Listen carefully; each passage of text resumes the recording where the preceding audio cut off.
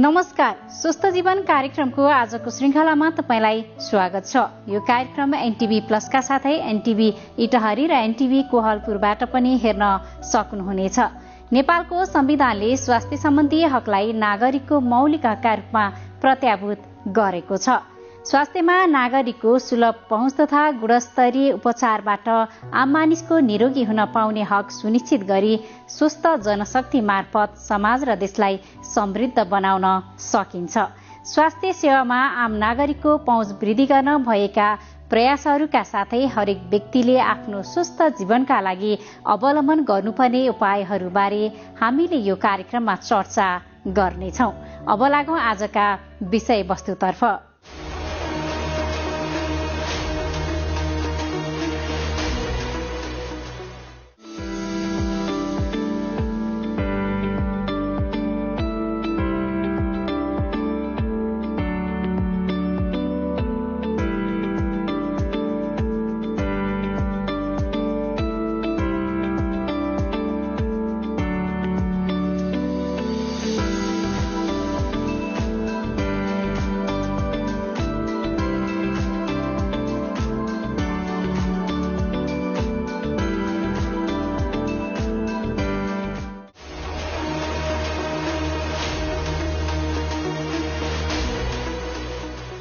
दर्शकवृन्द, आज जुन महिनाको 21 तारिक अर्थात् असार 7 गते अन्तर्राष्ट्रिय योग दिवस।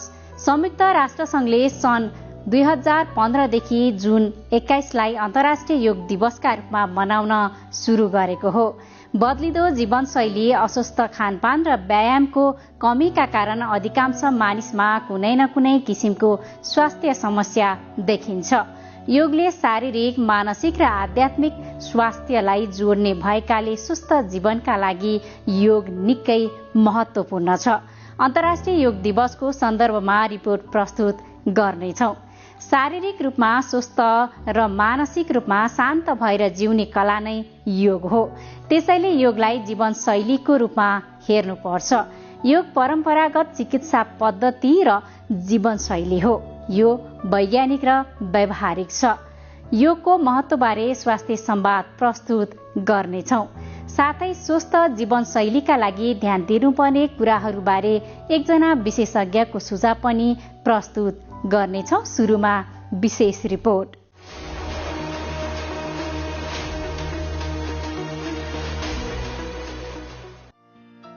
आज जुन महिनाको 21 तारिक अर्थात् असार 7 गते अन्तर्राष्ट्रिय योग दिवस।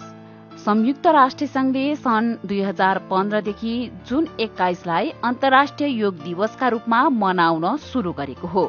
योगको नियमित अभ्यासबाट स्वास्थ्य राम्रो, कार्यक्षमता वृद्धि, चिन्तामुक्त, मानसिक शान्ति, रोग प्रतिरोधी क्षमतामा बढोत्तरी लगायत सकारात्मक गुणको विकास हुन्छ।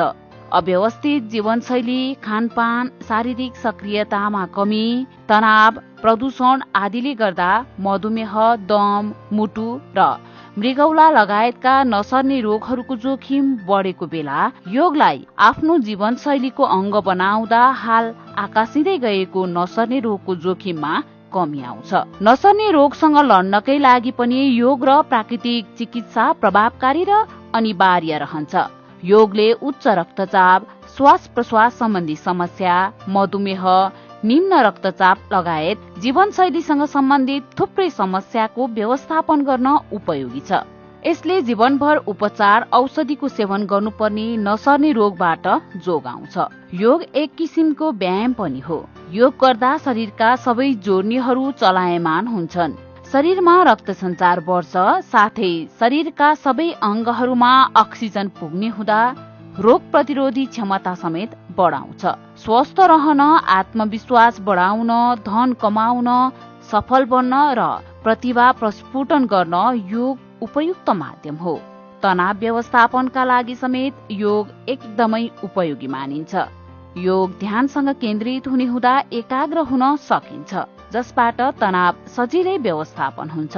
बदलिदो जीवनशैली, अस्वस्थ खानपान र व्यायामको कमीका कारण अधिकांश मानिसमा कुनै न कुनै किसिमको स्वास्थ्य समस्या देखिन्छ। योगले शारीरिक, मानसिक र आध्यात्मिक स्वास्थ्यलाई जोड्ने भएकाले स्वस्थ जीवनका लागि योग निकै महत्त्वपूर्ण छ।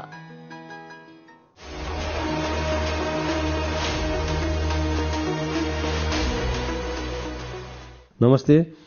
मुटु रोगको कुरा गर्दाखेरि नेपालमा अरू देशमा जस्तै लगभग 20% मान्छेमा कुनै न कुनै मुटु रोगहरू देखिएको छ।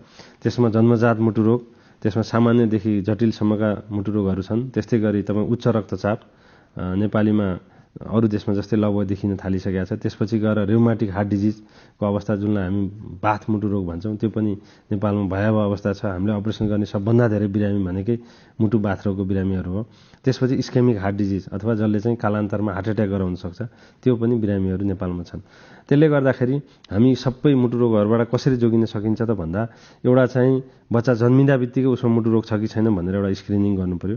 त्यसमा चाहिँ बच्चामा केही गरी हातको औँलाहरू, खुट्टाको औँलाहरू, ओठहरू निलो देखिन्छ, राम्रोसँग दुध चुस्न सक्दैन, राम्रोसँग खाना खान सक्दैन, उसको उमेर अनुसारको तौल बढ्दैन, धेरै रुवाखोकी लागिरहन्छ भने चाहिँ त्यो चाहिँ एउटा मुटु रोगको लक्षण हुनसक्छ। त्यस्तै गरी 5 देखि 15 वर्ष उमेरको बच्चाहरूमा टन्सिलाइटिस बढी हुने, रुवाखोकी बढी लाग्ने छ भने त्यो पनि बाथ मुटु रोगको लक्षणहरू हुनसक्छ। त्यस्तो छ भने मुटु रोग विशेषज्ञसँग सम्पर्क गर्नु पर्यो। त्यसपछि गएर तपाईँको इस्केमिक हार्ट डिजिज जसले कालान्तरमा हार्ट एट्याक गराउन सक्छ त्यस्तोमा चाहिँ विशेष गरी उच्च रक्तचाप भएको मान्छे, कोलेस्ट्रोल हाई भएको मान्छे, त्यसपछि गएर तपाईँको सुगर राम्रोसँग कन्ट्रोल नभएको मान्छेहरूमा त्यो रोग लाग्न सक्ने भएको हुनाले यदि त्यो छ भने तपाईँहरूले पनि त्यही अनुसार मुटु रोग विशेषज्ञसँग सल्लाह लिएर त्यो सबै कुराहरूलाई कन्ट्रोलमा राख्नु पर्यो। र मुटु रोग लाग्नबाट जोगिनको लागि नियमित शारीरिक व्यायाम, त्यो भनेको 30 मिनट जति कम्तीमा दिनमा चाहिँ कुनै न कुनै कसरत भनौँ न, त्यो चाहिँ दौडिने पनि हुनसक्छ, स्विमिङ हुनसक्छ, डान्स हुनसक्छ, वाटेभर, त्यो चाहिँ मजाले पसिना आउने गरी, श्वासमा हुने गरी, मुटुको धड्कन आफूलाई फिल हुने गरी चाहिँ एक्सर्साइज गर्नु पर्यो। त्यसपछि चाहिँ हाम्रो अनहेल्दी लाइफस्टाइललाई चाहिँ चेन्ज गर्नु पर्यो। त्यो भनेको धुम्रपान, मद्यपान गर्नु भएन। त्यसपछि शरीरमा कोलेस्ट्रोल र सुगरको मात्रालाई राम्रोसँग कन्ट्रोल गर्नु पर्यो, शरीरको तौललाई कन्ट्रोल गर्नु पर्यो, आफू फिट हुने प्रयास गर्नु पर्यो सकेसम्म। त्यसपछि गएर तपाईँको राति धेरै लामो समयसम्म नसुत्ने, 2-3 बजेसम्म कुनै न कुनै काम गर्ने, त्यो पनि अनहेल्दी लाइफस्टाइल हो। त्यसलाई पनि हामीले मिनिमाइज गर्नु पर्यो। त्यसपछि तपाईँको हामीले हाम्रो खानामा बोसोजन्य, चिल्लोजन्य खानाहरू कम गर्ने, कार्बोहाइड्रेट कम गर्ने, त्यो भनेको भात, आलु, गुलियोहरू कम गर्नु पर्यो। र विशेष गरी चाहिँ हाम्रो चाहिँ तनावयुक्त जुन जीवनशैली छ नि अहिले पछिल्लो समयमा, स्ट्रेसफुल लाइफ, त्यसलाई चाहिँ कम गर्न सकियो भने हामी धेरै हदसम्म मुटु रोगबाट जोगिन सक्छौँ र आफूलाई चाहिँ सुरक्षित राख्न सक्छौँ। नमस्ते, म डाक्टर अनिशा तिवारी, कलेजो प्रत्यारोपण शल्य चिकित्सक। आज म हजुरहरूलाई कलेजो बचाउनलाई के गर्नुपर्छ भन्ने बारेमा छोटो जानकारी दिँदैछु। हाम्रो कलेजोलाई चाहिँ स्वस्थ राख्नलाई र यसलाई रोगबाट बचाउनको लागि चाहिँ मेन केही कुराहरू हामीले ध्यान दिनुपर्छ। 1 नम्बर भनेको चाहिँ रक्सी या अमलजन्य पदार्थहरूको सेवन बिल्कुलै नगर्ने। दोस्रो भनेको चाहिँ हामीले चाहिँ खानपिनमा एकदम ध्यान दिने, जस्तो धेरै चिल्लो कुराहरू नखाने, रातो मासुको चाहिँ थोरै मात्रै खाने र कहिलेकाहीँ मात्रै खाने, सकेसम्म अभोइड नै गर्ने, चिल्लो कुराहरू धेरै नखाने र गुलियो कुराहरू धेरै नखाने। अनि तेस्रो भनेको चाहिँ नियमित रूपमा शरीरलाई स्वस्थ राख्नको लागि चाहिँ कुनै पनि किसिमको व्यायामहरू, एक्सर्साइजहरू सदैव गरिराख्ने। यति गर्नुभयो भने तपाईँको कलेजो स्वस्थ रहनेछ र तपाईँको ओभरअल शरीर नै स्वस्थ रहनेछ। र हामीले कलेजोको बिग्रेको जस्तो सिम्पटमहरू केही देखिएमा, जस्तै जन्डिस हुने, पेट फुल्ने, हात खुट्टा सुन्निने, अनि निन्द्रा लागे जस्तो हुने, थाकेको जस्तो हुने, त्यस्तो छ भने चाहिँ तुरुन्तै कलेजो विशेषज्ञलाई सम्पर्क गरी चेक जाँच गर्ने।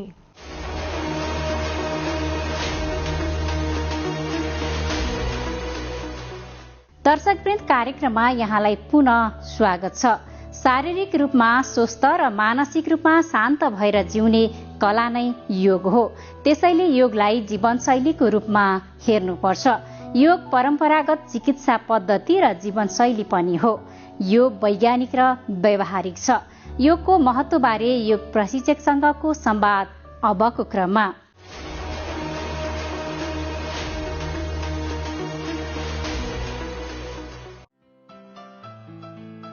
अहिले मानिसहरूलाई शारीरिक तथा मानसिक समस्याले सताएको छ। शारीरिक रूपमा स्वस्थ र मानसिक रूपमा शान्त भएर जिउने कला नै योग हो। त्यसैले योग एउटा जीवनशैलीको रूपमा हेर्न पर्छ र बनाउन पर्छ। योग परम्परागत चिकित्सा पद्धति र जीवनशैली हो। यो वैज्ञानिक र व्यावहारिक छ। योगको माध्यमबाट मानिस स्वस्थ भएर बाँच्न सक्छ। योग परम्परागत चिकित्सा पद्धति र जीवनशैली हो। त्यसैले आत्मअनुशासन कायम गर्दै स्वस्थ र सकारात्मक जीवन बाँच्नका लागि योग आवश्यक छ।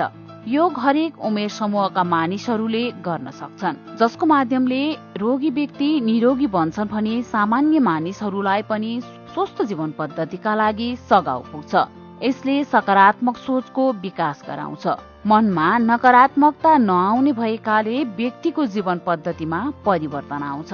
योगको महत्वबारे विभिन्न योगका आसनहरूमा विश्व कीर्तिमान बनाएका योग प्रशिक्षक विक्रम खड्कासँग हामीले संवाद गरेका छौं। योग भनेको जोड्नु भन्ने बुझिन्छ। योगलाई विभिन्न ऋषिमुनिहरूले विभिन्न योगीहरूले फरक फरक तरिकाले व्याख्या गरेका छन्। पतञ्जलि योग सूत्रमा योगलाई तपाईँको फरक तरिकाले व्याख्या गरेको छ। उनले भनेका छन् योगः चित्त वृत्ति निरोध। योगले चित्तका वृत्तिहरूलाई निरोध गर्छ। भनेको मतलब के हुन्छ भने हाम्रो तपाईँको चित्तहरू हुन्छ नि, त्यो चित्तलाई निरोध गर्ने काम योगले गर्छ। जस्तै तपाईँको चित्त पनि तपाईँको चाहिँ हाम्रो एउटा विक्षिप्त चित्त हुन्छ, एउटा चञ्चल चित्त हुन्छ, एउटा एकाग्र चित्त हुन्छ, अर्को तपाईँको निरुद्ध चित्त हुन्छ। अब विक्षिप्त चित्त के हो, एकाग्र चित्त के हो भन्ने प्रश्न आउला। यो हाम्रो चित्त जुन छ, जस्तै तपाईँलाई एकदमै मन चञ्चल छ, बढी तनाव छ, अल्छी लाग्छ, धेरै तपाईँलाई एकदमै व्याकुल व्याकुल हुन्छ, के गरौँ कसो गरौँ हुन्छ, तनाव डिप्रेसनमा जाने, राति निद्रा नलाग्ने, त्यो भनेको विक्षिप्त चित्त। त्यो भनेको डिप्रेसनका बिरामीहरू, अनिद्राका बिरामीहरू, त्यो सबै विक्षिप्त चित्तमा परे। मन एकदमै तपाईँ यहाँ बस्नुभएको छ, घरको याद आएको छ, तपाईँ घुम्न जानुभयो, आनन्द आएको छैन, एक ठाउँमा एक मन एक चित्त भएको छैन भने तपाईँको चाहिँ त्यो चञ्चल चित्त भयो। अर्को तपाईँको चाहिँ मन एकाग्र भएको छ, जे काममा हात हाल्यो त्यो एकदम त्यही एक ध्यान एक मन एक चित्त लाएर काम गरिरहेको छ, अनि तपाईँको त्यो डुबेर काम गरेको छ, काम गर्दा एकदम आनन्द आइरहेको छ, त्यो भनेको एकाग्र चित्त एकाग्र भयो त्यहाँ। अनि अर्को भन्छ तपाईँको निरुद्ध चित्त, जहाँ तपाईँको चाहिँ हामीले बुद्धत्व प्राप्त गरेका व्यक्तिहरू, समाधि प्राप्त गरेका व्यक्तिहरू, उनीहरू चाहिँ निरुद्ध चित्तमा पुगेको भन्ने भनिन्छ। त्यस कारणले गर्दाखेरि चाहिँ जुन विक्षिप्त चित्त, त्यसपछि चञ्चल चित्त, एकाग्र चित्त र अर्को तपाईँको निरुद्ध चित्त, यो चित्तको वृत्ति जुन छ त्यसलाई तपाईँको चाहिँ हामी जुन ध्यानको माध्यमबाट योगको माध्यमबाट गर्ने जुन हामीले विभिन्न क्रियाहरू गरिन्छ त्यसलाई योग भनेर बुझिन्छ। त्यस कारणले गर्दाखेरि चाहिँ योगलाई फरक फरक ढङ्गहरूले फरक फरक तरिकाले व्याख्या गर्न सकिन्छ। कतिपय तपाईँको शारीरिक मानसिक र आध्यात्मिक रूपमा चाहिँ प्रगति हुने, शारीरिक रूपमा रोग निको भएको, मानसिक रूपमा स्वस्थ र तपाईँ आध्यात्मिक रूपमा एकदम प्रगति भएकोलाई नि योग भनिन्छ। त्यस कारणले गर्दाखेरि चाहिँ योगा दिन प्रतिदिन हाम्रो योगाले चाहिँ एकदमै मान्छेहरू धेरै आकर्षित भएको हामीले पाउँछौँ।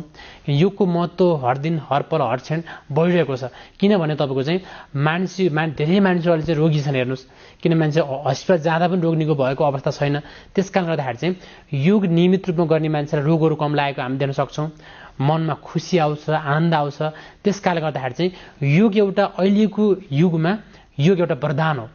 किन योग अहिले एकदमै योगको धेरै तपाईँले देख्न सक्नुहुन्छ, योगबाट धेरै मान्छेहरू निको भएको हामी देख्न सक्छौँ। त्यस कारणले गर्दाखेरि चाहिँ योगले मनमा शान्त, शारीरिक रोगबाट मुक्त गराउँछ। त्यस कारणले गर्दाखेरि भनिन्छ कि तपाईँको चाहिँ योगले तपाईँको चाहिँ अलिकति हामीले नियमित रूपमा राम्रो योग टिचरको निगरानीमा योग गरियो भने मानसिक रूपमा नै हामी स्वस्थ बन्न सक्छौँ, शारीरिक रूपमा नै स्वस्थ बन्न सक्छौँ। अनि नियमित रूपमा बिहान तपाईँले चाहिँ 1 घन्टा योगा राम्रोसँग गर्नुभयो भने हजुरलाई दिनभरि काम गर्दा आनन्द आउँछ, इनर्जी आउँछ, जोस आउँछ, जाँगर आउँछ, स्फूर्ति आउँछ। त्यस कारणले गर्दाखेरि चाहिँ योगको महत्त्व हर दिन हर पल हर क्षण बढ्दै गइरहेको छ। जस्तो योग ध्यान र प्राणायाम एउटै हो वा फरक हो? योग ध्यान र प्राणायाम एकदमै फरक छ। यसमा प्रायले के भन्नुहुन्छ प्राणायामलाई नि योग भन्नुहुन्छ। योग तपाईँको चाहिँ अलिकति योग अन्तर्गतै प्राणायाम आउने ध्यान आउने हो। त्यस कारणखेरि चाहिँ योगा भनेको हामी नर्मल्ली अब यो आसन हुन्छ एउटा प्राणायाम हुन्छ एउटा ध्यान भन्ने हुन्छ। योग आसन जुन हामीले योग गर्छन् जस्तो योगालाई हरेक तरिकाले व्याख्या गरिन्छ। जस्तो तपाईँको चाहिँ कसैले हठ योग पनि छ, एउटा राजयोग छ, कुण्डलिनी योग छ, मन्त्र योग छ, बुझ्नुभयो नि। नर्मल्ली तपाईँको चाहिँ हामीले जुन आसन गर्छौँ प्राय हामीले जुन अब स्वस्थ हुनलाई आसन गरिन्छ नि हो त्यो चाहिँ योग भयो अलि नर्मल भाषामा बुझ्दाखेरि तपाईँको चाहिँ। अनि अर्को भनेको प्राणायाम भनेको चाहिँ हामीले जुन अब प्राणायामको माध्यमबाट भनेको श्वासको माध्यमबाट गर्ने विधिलाई प्राणायाम भनिन्छ।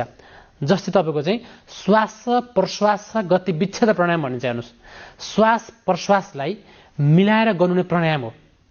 त्यस कारणले गर्दाखेरि चाहिँ आसनेन रुजहन्ती प्राणायामेन पातकं भनिन्छ। आसनले तपाईँको चाहिँ यो आसनले तपाईँको रोगलाई हटाउँछ भने प्राणायामले मनको पापलाई काट्छ। त्यस कारणले गर्दाखेरि चाहिँ हामीले यदि आसन तपाईँको राम्रोसँग गर्नुभयो भने के हुन्छ, स्वस्थ भयो। प्राणायामले मनको पापलाई काट्छ। त्यस कारणले गर्दाखेरि चाहिँ तपाईँको चाहिँ यदि मनमा मानसिक समस्या छ, तपाईँलाई मनमा पीडा छ भने प्राणायाम गर्नुहोस्। प्राणायामले के गर्छ भन्दा मनको पापलाई हटाउँछ। अनि अर्को ध्यान आउँछ। ध्यान भनेको तपाईँको चाहिँ एक ध्यान एक मन एक चित्त लाएर गरिने एउटा विधि हुन्छ, त्यो ध्यान हो। ध्यानका धेरै चरण छन्, जस्तै आनापाना ध्यान भनिन्छ। बुद्ध भगवानले यसलाई चाहिँ ल्याउनु भयो।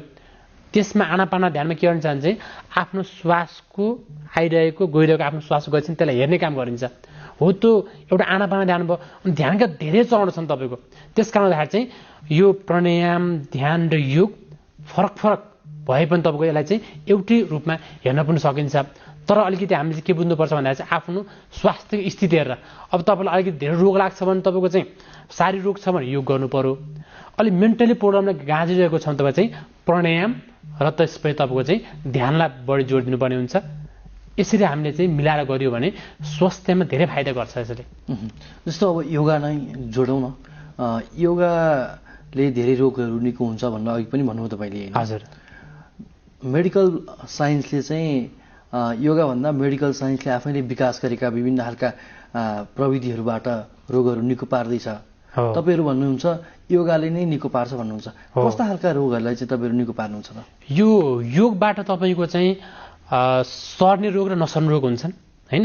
तपाईँ विशेष गरी नसर्ने रोगमा तपाईँको चाहिँ योगले धेरै ठुलो काम गर्छ। हेर्नुहोस्, किनभने तपाईँको चाहिँ अहिले योगबाट तपाईँले सुन्नुभएको होला, किन अहिले त साइन्टिफिक रूपमै प्रुभ भएको छ योगाका आसनहरू। किनभने तपाईँको चाहिँ हामीले योगलाई हामीले अलिकति अहिले हामीले चाहिँ योग नेपालबाट सुरु भयो। हाम्रो यो ऋषिमुनिले पत्ता लगाउनु भयो। अनि विदेशबाट योग उताबाट तपाईँको चाहिँ अहिले चाहिँ प्रुभ भएर आएको छ। हामीले चाहिँ बल्ल ओहो योगले फाइदा गर्दछ भन्ने खालको थाहा छ। नभए हाम्रो ऋषिमुनिले चाहिँ योगा गरेर तपाईँको हरेक रोग निको पारेको हामी देख्न सुन्न सक्छौँ। जस्तै नर्मली तपाईँको के छ भन्दाखेरि चाहिँ हामीले रोग लागेको औषधि खाने हाम्रो बानी छ। हेर्नुहोस्, किन मेडिकल साइन्स के भन्छ भन्दाखेरि रोग भयो कि तब औषधि खाने भन्छ। तर अलिकति हामीले चाहिँ पहिलो काम के गर्नुपर्छ भने तपाईँको चाहिँ सकभर रोग लाग्न नदिन पनि हामीले नियमित रूपमा योग गर्नुपर्ने हुन्छ। यदि बिरामीले नियमित रूपमा योग गर्छ उसले चाहिँ उपचार भयो, त्यो योग चिकित्सा भयो। हेर्नुहोस् है, योगा थेरापी भयो त्यो यदि बिरामीले गर्छन् भने। त्यस कारणले गर्दाखेरि चाहिँ हामीले के बुझ्नु पर्यो भने चाहिँ योगलाई हामीले नियमित रूपमा गरौँ, गरेपछि त आफै चेन्ज आउँछ। अब मानौँ तपाईँलाई चाहिँ अब ग्यास्ट्रिक भयो, नियमित रूपमा योगा गर्नुहोस्, खानेकुरा पच्छ। हेर्नुहोस्, अब राति तपाईँ निद्रा लागेन, मेडिकलमा हामी गर्नु औषधि दिनु तपाईँलाई राति सुत्नको लागि। अब योगा गर्ने मान्छेलाई मस्त सुत्ने पनि निद्रा लागिहाल्छ। हाम्रो योगीहरू तपाईँको चाहिँ 4 घन्टा सुतेर मजाले काम गरेका योगीहरू पनि छन्। भनेपछि तपाईँको चाहिँ हाम्रो दैनिक जीवनमा यदि हामीले योगलाई जोड्यौँ भने तपाईँलाई आफैले चेन्ज पाउनुहुन्छ। किनभने तपाईँको चाहिँ योग आफूले गरेर थाहा पाउने कुरा आयो। यदि तपाईँलाई कुनै पनि रोग छ भने एकचोटि योग गरेर हेर्नुहोस्, आफै परिवर्तन पाउन सक्नुहुन्छ यहाँले। जस्तो तपाईँले अघि पनि भन्नुभएको छ योग गरेपछि मन पनि शान्ति हुन्छ भन्नुभएको छ पटक पटक। कसरी शान्ति हुन्छ? जसरी तपाईँको एउटा हाम्रो मन भड्किरहेको हुनसक्छ। जस्तै तपाईँले चाहिँ कुनै ठाउँमा घुम्न जानुभयो तपाईँ, अथवा फिल्म हेर्न जानुभयो। त फिल्म हेर्दाखेरि तपाईँहरूलाई चाहिँ एकदम एक मन एक चित्त लाग्यो, अब के होला भने तपाईँ एकदमै त्यहीँ एकाग्र भएर हेर्नु भने मन आनन्द आउँछ नि। फिल्म आहा भनेर पछाडि आएपछि सोधेपछि तपाईँले के भन्नुहुन्छ भने ओ फिल्म एकदम राम्रो रहेछ भनिन्छ। अब त्यही फिल्म तपाईँ अर्कोले एकदमै त्यहाँ भएर एकदमै घरि कता हेरेछ, घरि मोबाइल चलायो, घरि घरमा यो भयो, घरि घरमा उ भयो भनेर सोध्छ। उसले मन त्यहाँ के भयो, चञ्चल भयो नि त उसको। भनेपछि उसले चाहिँ अब एउटालाई फिल्म उसले एकाग्र भएर हेऱ्यो, उसलाई राम्रो लाग्यो। अर्कोले के गर्यो भन्दाखेरि उसले चाहिँ एकाका लाएर हेरेन, उसलाई फिल्म राम्रो लागेन। त्यस्तै तपाईँ घुम्न जानुहोस्, हिमालतिर घुम्न जानुहोस्, एउटा मजाले त्यो हिमालको सिनको आनन्द लिइरहेको छ। अर्कोले तपाईँको चाहिँ हेरिरहेको छ, घरि मोबाइल चलायो, घरि के गरिरहेको छ, उसलाई चाहिँ हिमालमा गए पनि आनन्द छैन भनेपछि यो सबै मनको खेल हेर्नुहोस्। किनभने तपाईँको चाहिँ भगवान् श्रीकृष्णले के भन्नुभयो भन्दाखेरि चाहिँ मनएव मनुष्याडम काडम बन्द मोक्ष अरे, सारा समस्याको हाम्रो मन हो। त्यस कारणले गर्दाखेरि चाहिँ मनलाई हामीले अलिकति खुसी पार्ने के हो त? औषधिले होइन नि।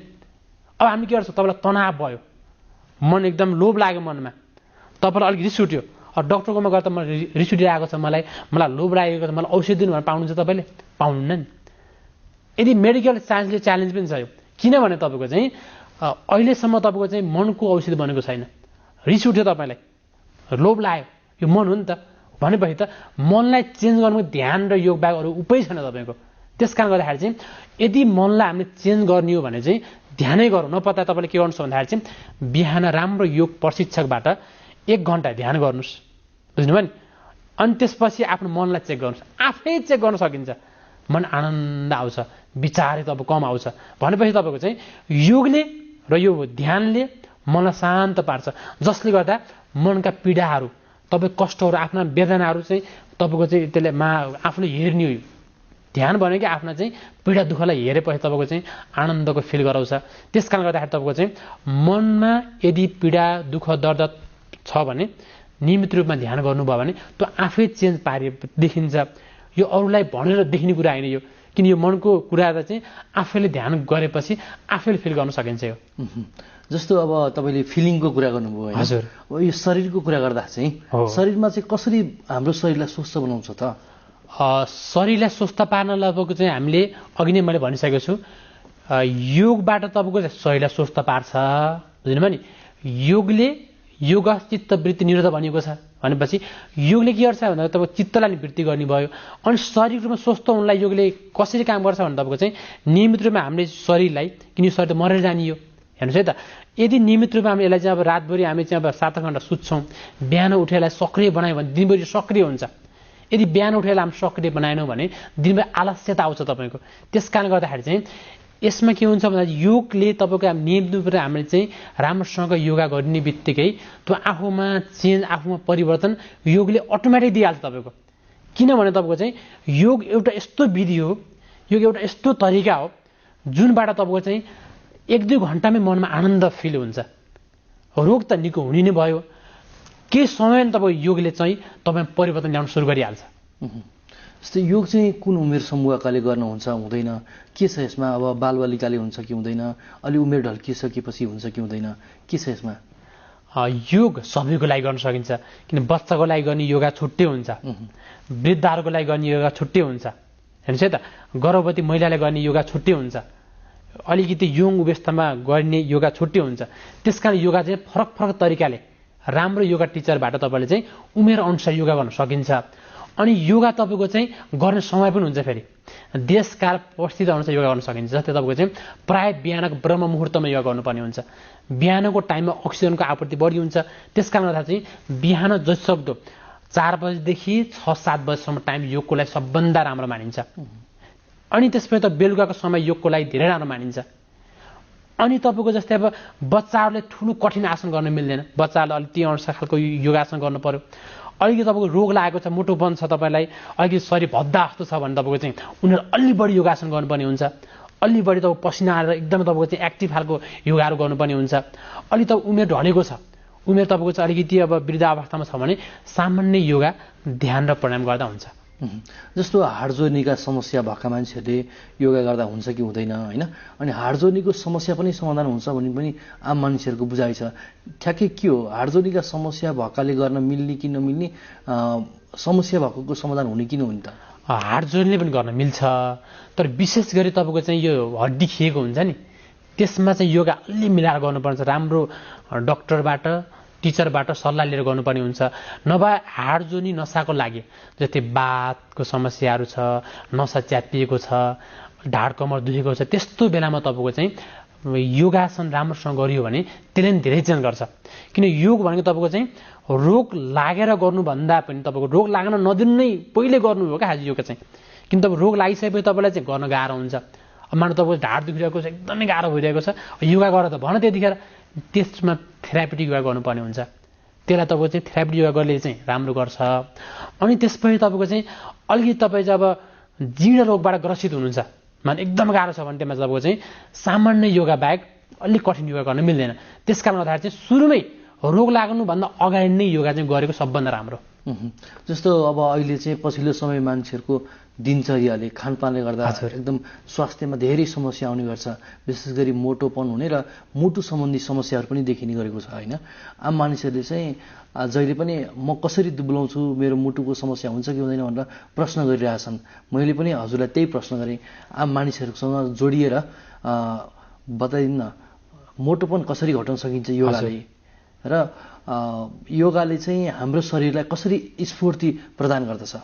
मोटोपनको लागि तपाईँको चाहिँ हाम्रो जीवनशैलीले गर्दाखेरि नै मोटोपनको समस्या आएको।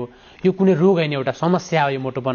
किन तपाईँको चाहिँ एउटा चाहिँ हाम्रो दिनचर्याबाटै तपाईँको मोटोपन आउने हो। जस्तै तपाईँको चाहिँ हाम्रो लाइफ स्टाइल मिलेको छैन अहिले। जस्तै खास सिस्टम के हो भने तपाईँको चाहिँ योगबाट मोटोपन घटाउन सकिन्छ, यसमा कुनै सँगै छैन। हेर्नुहोस्, राम्रोसँग योगा, जस्तै केही नभए सामान्य सल्लाह दिन्छु हजुरलाई, बिहान उठेर एउटा कपालभाती प्राणायाम 100 देखि 500 पटक गर्नुहोस्। तपाईँले यसरी नाकबाट श्वास पनि पेट तान्ने गरेर यसलाई तपाईँको चाहिँ 500 पटक गर्नुहोस्। सुरुमा 15-20 चोटि गर्नुहोस्, अनि त्यसलाई बढाउँदै बढाउँदै गर्नुहोस्। यसले पेटको बोसो पनि घटाउँछ, ग्यास्ट्रिक पनि राम्रो गर्छ। अनि त्यसपछि तपाईँले के गर्नुहोस् भन्दाखेरि चाहिँ सूर्य नमस्कार भन्ने एउटा आसन हुन्छ, त्यो 12 राउन्ड हुन्छ। राम्रो योगा टिचरबाट 30 राउन्ड सूर्य नमस्कार नियमित रूपमा गर्नुहोस् बिहान बिहान। यसले पनि मोटोपन राम्रोसँग घटाइन्छ। हेर्नुहोस्, अर्को भनेको तपाईँको चाहिँ हामीले पिरामिड आकारकोमा खाना खानुपर्ने हुन्छ। प्रायः हामीले अलि खाना जानेका छैनौँ।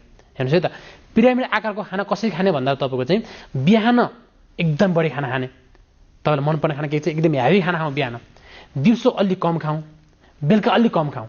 सकभर मिल्छ नि 7 बजेपछि खाना खान बन्द गरौँ। पहिला हाम्रा पुर्खाले के गर्थे, सूर्य अस्तपछि खाना खान्थेन। हेर्नुहोस्, सूर्य अस्त भएपछि खाना खान बन्द हुन्थ्यो पहिला। त्यस कारणले गर्दाखेरि बेलुकाको खाना स्वास्थ्यको लागि हानिकारक छ। र त्यो भनेको मोटोपन ल्याउने मुख्य सोर्स चाहिँ तपाईँको चाहिँ बेलुकाको खाना हो। त्यस कारण बेलुका खाना तपाईँको चाहिँ हामी सकभर नखाइदिउँ, बिहान हेभी खाना खाउँ, अलिकति सात्विक भोजन खाउँ। हेर्नुहोस् है, भोजन पनि तपाईँ 3 प्रकारको हुन्छ, एउटा राजसिक भोजन, अर्को सात्विक, अर्को तपाईँको चाहिँ तामसिक भोजन हुन्छ। तामसिक भोजन के हो भन्दाखेरि बासी सडे गलेको माछा, मासु, चिल्लो, पिरो, त्यस्तो सबै तपाईँको तामसिक भोजन हो। राजसिक भनेको अलिक हेभी खाना राजसिक मानिन्छ। सात्विक भनेको के हो, सलाद, फलफुल, अलिक शरीरलाई एकदम राम्रो गर्ने भोजन सबै सात्विक हो। त्यस कारणले गर्दा मिल्छ भने सात्विक भोजनलाई बढी खान जोड दिउँ। नियमित रूपमा योग, अनि मैले भने यो कपालभाती प्राणायाम र सूर्य नमस्कार मिलाएर गरौँ, मोटोपन घटाउन गाह्रो छैन, मजाले घट्छ। जस्तो योगा गर्ने मान्छेले चाहिँ यही खाना खानुपर्छ भन्ने केही खास केही छ? योग गर्ने मान्छेलाई अनि सात्विक भोजन सबभन्दा बेस्ट हुन्छ योगको लागि। किनभने तपाईँको चाहिँ योग हाम्रो शरीर जुन छ नि, हाम्रो यो शरीर तपाईँको चाहिँ हाम्रो पञ्चतत्त्वबाट बनेको छ। हेर्नुहोस्, किनभने तपाईँको चाहिँ हाम्रो जस्तो खायौँ हाम्रो शरीर त्यस्तै बन्यो। हेर्नुहोस् है त, किन जस्तो हाम्रो सोच्यो त्यस्तै हाम्रो बानी व्यवहार बनियो। त्यस कारणले गर्दाखेरि चाहिँ हामीले विशेष गरी हामीले खानपानमा एकदम ख्याल गर्नुपर्ने हुन्छ। र हाम्रो के भनेको छ भन्दा तपाईँको चाहिँ यो हाम्रो जुन शरीर छ, हामीले चाहिँ जिब्रोलाई खाइरहेको छौँ अहिले। शरीरले हाम्रो वास्ता गरेर खाना खानु, जिब्रोलाई फोकस गरेर खाना खायौँ हामीले। त्यसपछि हाम्रो शरीर र आत्मा फरक छ। हेर्नुहोस् है त, किन यो हाम्रो मन, शरीर, आत्मा छ नि हो। अब हामीले के गर्नु भन्दाखेरि चाहिँ शरीरलाई होइन, शरीर आफ्नो मनको लागि पछि लाएर खाना खाने होइन, स्वास्थ्यलाई हेरेर खाना खाइदिउँ। किनभने शरीर त मरेर जान्छ, तर आफ्नो स्वास्थ्यलाई कसरी बनाउनु त, कसरी स्वस्थ राख्ने भन्ने कुरामा अलिकति ध्यान केन्द्रित भएर खाना खायौँ भने तपाईँको चाहिँ धेरै राम्रो हुन्छ। जस्तो तपाईँ त विश्व रेकर्ड पनि राख्नु भएको छ योगाहरूबाट, तपाईँले कुन कुनमा विश्व रेकर्ड राख्नु भएको हो अलिकति बताइदिनु न। मैले विशेष गरी यो ध्रुवासन, टी पोज भनिन्छ, त्यसमा लगातार 3 घण्टा 50 मिनट बसेर विश्व रेकर्ड राखेको थिएँ, जुन अब गिनिज बुक अफ वर्ल्ड रेकर्डले सर्टिफिकेट पनि दिइसकेको छ। त्यसमा तपाईँको त्यो वृक्षासन भनेको के हो भन्दाखेरि चाहिँ यसलाई वृक्ष जस्तै भएर गरिने आसन भएको कारणले गर्दा यसलाई वृक्षासन भनिन्छ। एउटा खुट्टा तपाईँको चाहिँ घुँडाभन्दा माथि राख्ने, अर्को खुट्टा चाहिँ सिधा राखेर यसरी उभिने आसनलाई वृक्षासन भनिन्छ है।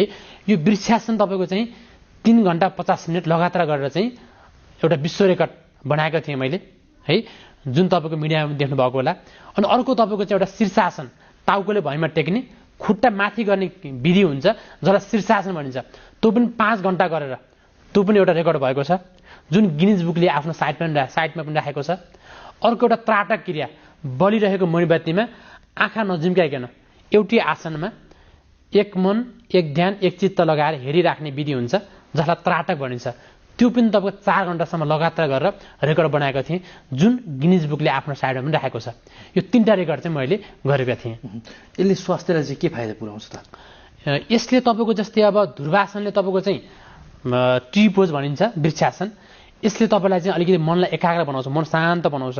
किन्तु एक ध्यान एक मन एक चित्त लगाएर गर्ने एउटै आसनमा त्यसले तपाईँको शरीरलाई डह्रो बनाउनु भयो। अर्को शीर्षासन भन्ने हुन्छ। शीर्षासनले तपाईँको चाहिँ मेमोरी पावर बढाउँछ, मोटोपन पनि घटाउँछ। त्यसपछि तपाईँको चाहिँ मेन्टली प्रब्लमलाई फाइदा गर्छ यसले। त्यसपछि तपाईँको चाहिँ शीर्षासन नियमित रूपमा गर्ने मान्छेहरूको कपाल झर्दैन, आँखाको पावर बढाउँछ, शरीर एकदम स्फूर्ति हुन्छ, अनुहारमा चमक आउँछ। अर्को त्राटक भन्ने विधि हुन्छ। त्राटक नियमित रूपमा गर्नुभयो भने त्यसले मनलाई शान्त बनाउँछ। बेलुका सुत्ने बेलामा राति जो अनिद्राको समस्या हुनुहुन्छ उहाँहरूले सुत्नुभन्दा अगाडि बलिरहेको मणिबत्तीमा आँखा नजिम्काइकन टक्क आँखाको लेभलमा मणिबत्ती राख्ने, 2 हात अगाडि राख्नुहोस् अनि यसरी तपाईँ हेरिराख्ने, टुवा पर हेर्नुहोस्, आँखा नजिम्काउनुहोस्। अनि आँखाबाट आँसु आउँछ अनि बिस्तारै आँखा बन्द गर्नुहोस्। आँखा बन्द गरेर त्यसपछि त्यो मणिबत्तीलाई यहाँ निधारमा कल्पना गर्नुहोस्। अनि त्यो नियमित रूपमा गर्नुभयो भने तपाईँको चाहिँ अनिद्राको समस्याले एकदम फाइदा गर्छ। अझ हजुरले चस्मा लाउनुपर्छ, हजुरले आफै ट्राई गर्नुहोस् एकचोटि। यसले धेरैको चस्मा पनि फालेका छन् यो नियमित रूपमा त्राटक गरेर। यो त्राटक विधि पनि योगामै पर्छ हेर्नुहोस्। भनेपछि यो त्राटकले मेमोरी पावर बढाउने भयो, आँखाको पावर बढाउने भयो, राति निद्रा एकदम राम्रो लाग्ने भयो, मनलाई शान्त पार्ने भयो। यो ध्यान पनि यो त्राटक। त्यो यो 3टा आसनको फाइदा अत्यधिक भएको कारणले गर्दाखेरि चाहिँ नियमित रूपमा यो पनि गर्न सकिन्छ।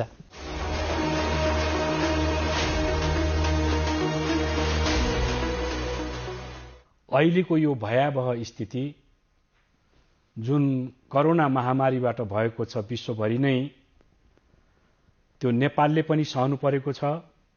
यसबाट कतै पनि विचलित हामी नबनौं। हरेक व्यक्तिले चाहिँ यसमा आफ्नो योगदान दिउँ। राष्ट्र हाम्रो साथमा छ, हामी राष्ट्रसँग छौं र हाम्रो संयुक्त प्रयासले यो कोरोना रोग जुन हो यो परास्त हुन्छ। एउटा म यो यहाँहरूलाई चाहिँ जित हाम्रो हुन्छ, कोरोनाको हुँदैन। दोस्रो कुरा, श्वास प्रश्वास नली जसमा कि थुप्रै हाम्रा चाहिँ बुढापाकाहरू या बालबच्चाहरूले दुःख पाइरहेका छन्। यस्तो बेलामा चाहिँ अहिलेको चिसोको मौसममा न्यानो लुगा लगाउने, न्यानो चीजहरू चाहिँ खाने, सकेसम्म हामी चिसोबाट बचौं र सकेसम्म हामीले चाहिँ आफ्नो स्वास्थ्यको लागि ध्यान दिनको लागि जनचेतना जो विशेष गरेर स्वास्थ्यसँग सम्बन्धित छ यो विषयमा हामीले जानकारी राखौं। अर्को कुरा, म राष्ट्रलाई चाहिँ निवेदन गर्न चाहन्छु, विनम्र रूपमा चाहिँ नेपालमा जुन स्वास्थ्यको अवस्था छ अहिले हामी अभावमा बसेका छौं। तर यो अभावलाई हामीले नै नेपालीले नै यो हटाउनु पर्छ। यसको लागि चाहिँ स्वस्थ जीवनले मात्रै स्वस्थ राष्ट्रको निर्माण गर्न सक्छ। यस विषयमा छुट्याइएको रकम कम्तीमा पनि 10% जति स्वास्थ्यको लागि छुट्याइयोस् र तदनुसार चाहिँ स्थानीय सरकार, प्रदेश सरकार, संघीय सरकारमा यसको संरचना बनोस् र अहिलेसम्म पनि अन्योलको अवस्थामा स्वास्थ्य रहेको हुनाले हाम्रो चाहिँ ध्यान त्यति पुग्न सकेको छैन। यसमा राष्ट्रको चिन्तन, यस राष्ट्रमा बसेका हाम्रा चाहिँ अनुभवी जुन डाक्टर साहबहरू अथवा वैज्ञानिकहरू विद्वानहरू चाहिँ छन्, उहाँहरूको परामर्श लिएर अगाडि बढ्नु नै उचित होला जस्तो मलाई लाग्छ। यो मैले अपिल गरेको हो सम्पूर्ण नेपालीमा। यो गरेको खण्डमा डेफिनेटली हाम्रो चाहिँ स्वस्थ जीवन भन्ने नारा चाहिँ यथार्थमा चाहिँ आउन सक्छ। अन्यथा हामीले फोहोरी भएर बस्यौं अथवा यो फोहोरको डुङ्गुरलाई चाहिँ हटाउन सकेनौं भने यसबाट हुन सक्ने परिणाम हामी सबैले एकैसाथ भोग्नुपर्ने चाहिँ छ। हात धुन्छौ र साबुन पानीले धुन्छु नि, कति बेला धुन्छौ र छिनछिनमै धुन्छु नि।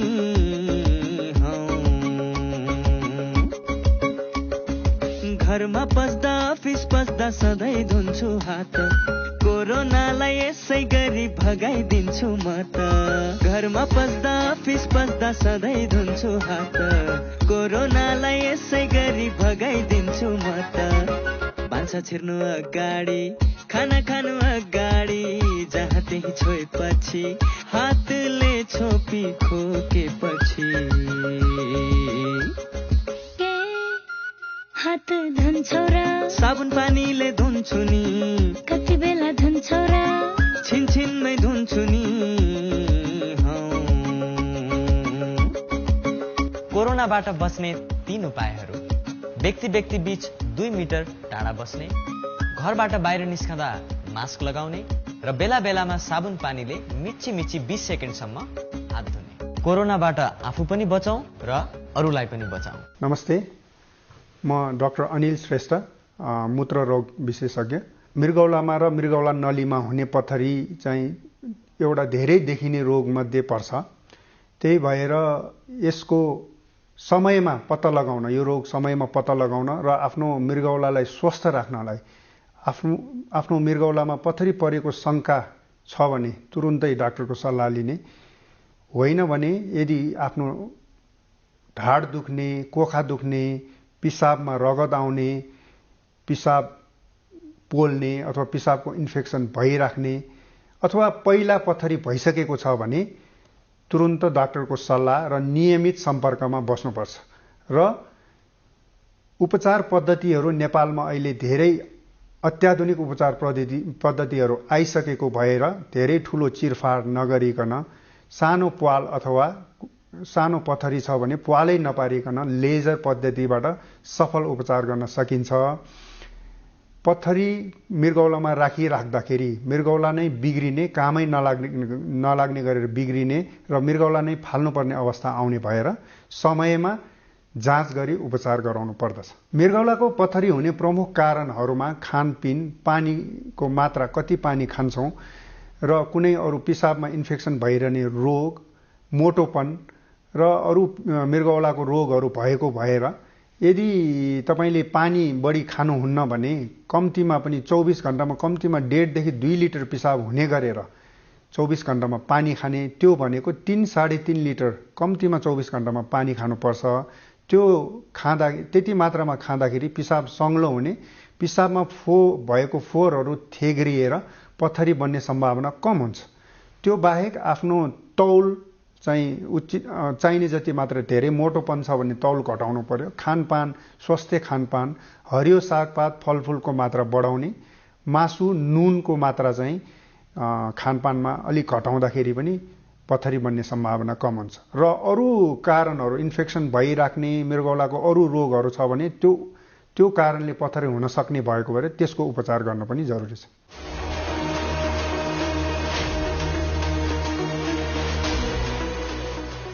दर्शकवृन्द, स्वस्थ जीवनका लागि खानपान, बानी व्यवहार, जीवनशैली आदिमा ध्यान दिनुपर्छ।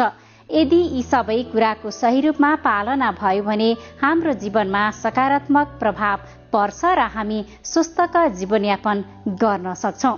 सफल जीवनको मूल आधार पनि स्वस्थ शरीर नै हो। अव्यवस्थित दिनचर्याले हाम्रो स्वास्थ्यमा प्रतिकूल असर परिरहेको हुन्छ। स्वस्थ जीवनका लागि ध्यान दिनुपर्ने कुराहरूबारे एकजना विशेषज्ञको सुझाव अबको क्रममा।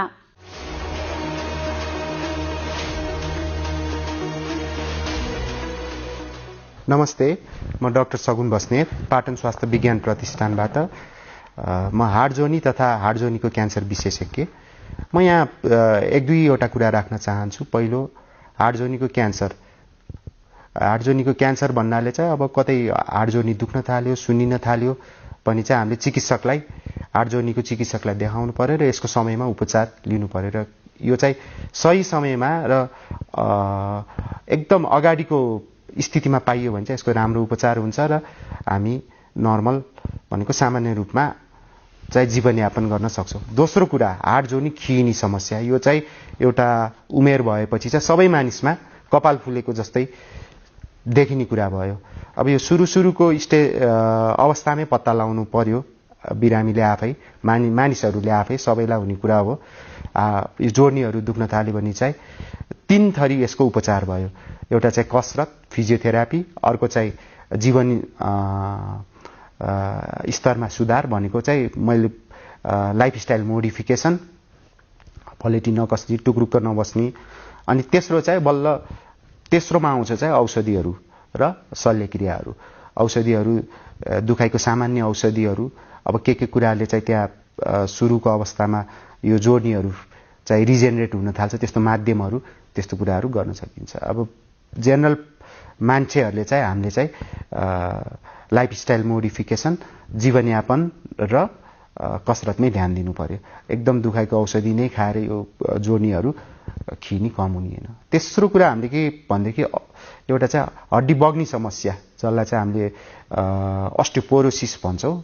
यो पनि अब उमेर हुँदै गएपछि चाहिँ हड्डी पातलो हुन थाल्छ। क्याल्सियम, भिटामिन डीहरू चाहिँ यो हड्डीमा चाहिँ कम हुन थाल्छ। यसको कारणले चाहिँ सानो हड्डी दुख्ने र अथवा सानो चोट भयो भने हड्डीहरू भाँचिने हुन सक्छ। र उमेर पुगेपछि चाहिँ यो आफ्नो खानपानमा ध्यान दिने, दुधजन्य पदार्थहरूमा ध्यान दिने, अलिकति हाई प्रोटिन डायटहरू खान मिल्छ भने त्यसमा ध्यान दिने, चोटपटकबाट बस्ने कुराहरूमा चाहिँ ध्यान दिनु पर्यो।